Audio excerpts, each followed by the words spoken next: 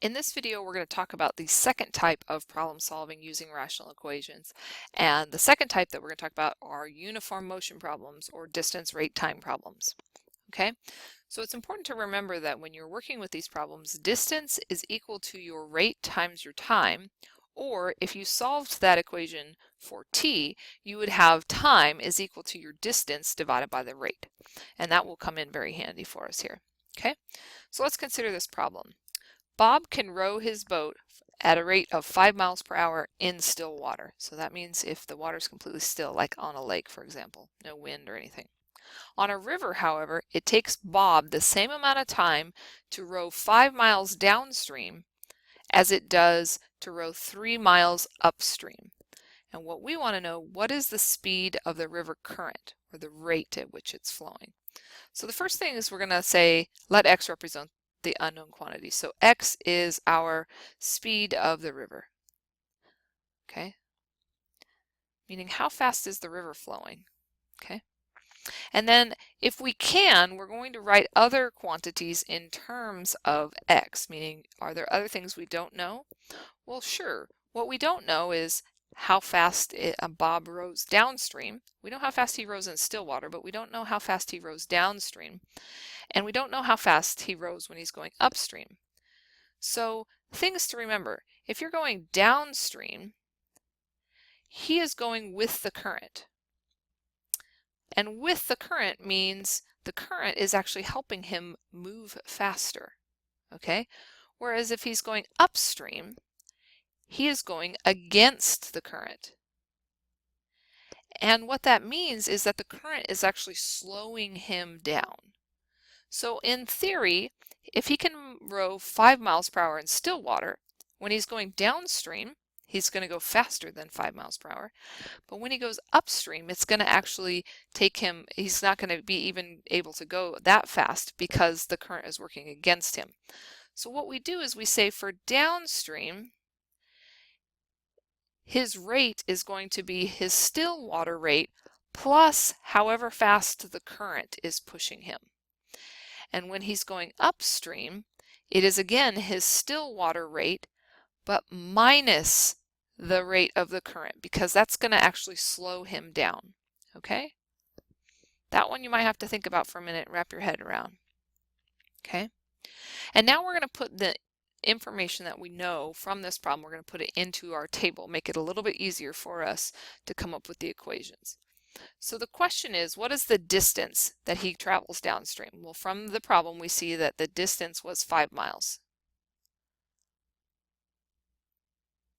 And the distance upstream that he's going to travel is 3 miles. So I'm going to go ahead and add that in there. The rate going downstream was what I just talked about here, which is going to be the 5 plus x, because remember, again, the current's going to help him go faster than just still water. Similarly, the rate for upstream is going to be 5 minus x, because the current of the river is going to slow him down from just still water. And then our time, it's the same amount of time for both, but according to this up here, time is equal to our distance divided by our rate. So I'm going to take my distance, which is 5, and divide by my rate, which is 5 plus x. Similarly here, I take my distance, which is 3, and divide by my rate, which is 5 minus x for this. And the time is going to be equal, it says in the same amount of time to go 5 miles downstream, he does 3 miles upstream. So ultimately, we're going to set these two times equal to each other and see what we can come up with. Okay? So what I have for an equation is 5 over 5 plus x is equal to 3 over 5 minus x. Now we're going to solve. The LCD here is going to be 5 plus x multiplied by our 5 minus x. So I'm going to multiply both sides of this equation by the least common denominator. You see where I'm going here.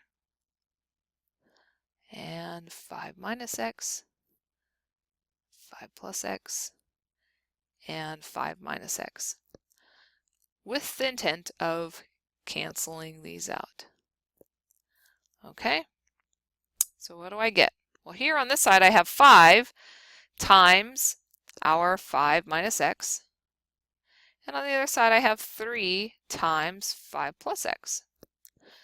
When I simplify that out, I get 25 minus 5x equals 15 plus 3x. Okay? Solve it.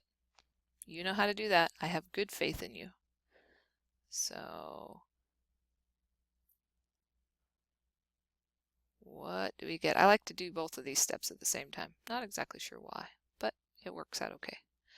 I get 10 equals 8x, so when I divide by 8, I get x equals 10/8, which is really 5/4, which for the sake of this problem, although I'm perfectly fine with you leaving it at 5/4, oops, not 5/5, 5/4, you could also write it as 1 1/4. But what was x? Well, if you're unsure, you can go back to the beginning and remind yourself, okay, x was the speed of the river. And speed we're talking about here is miles per hour. So x is equal to miles per hour. So make sure that you label that with your x. And that's the speed of the river. Now, the idea is that to go 5 miles downstream, remember distance equals our rate times our time. Okay? To go 5 miles downstream, it should happen in the same amount of time as it takes him to go 3 miles upstream. So I can say, well, if I go 5 miles downstream and my rate is 5 plus my x, which is 1 1/4 or 5/4, times my time. So this becomes, well, if I found a common denominator between these two, this would be 20 over 4 plus 5 over 4, so that's 25 over 4. And that's my time. So this is, again, I'm looking at just going downstream right at the moment. And that's 5 times my time. And so when I multiply by 4 over 25, 4 over 25, I apologize. My getting kind of messy there. I get 20 over 25, which is equal to 4 over 5, and that's my time for going upstream. If I do it the same thing for going downstream, I say 3, and that is equal to 5 minus 5/4, 5/4 times my time. Well, what I get here is this is again 20/4 minus 5/4, so that's 15/4 times my time, and that should equal 3. So again, I multiply by the 4 over 15 to cancel this here, 4 over 15. What I get is 12 over 15 equals, again, 4 over 5, which equals my t. So it does work out that the time is the same in both cases. Okay, so those are our uniform motion, or what I like to call distance, rate, time problems when we're solving rational equations. Okay, keep up the good work. We'll see you in the next one.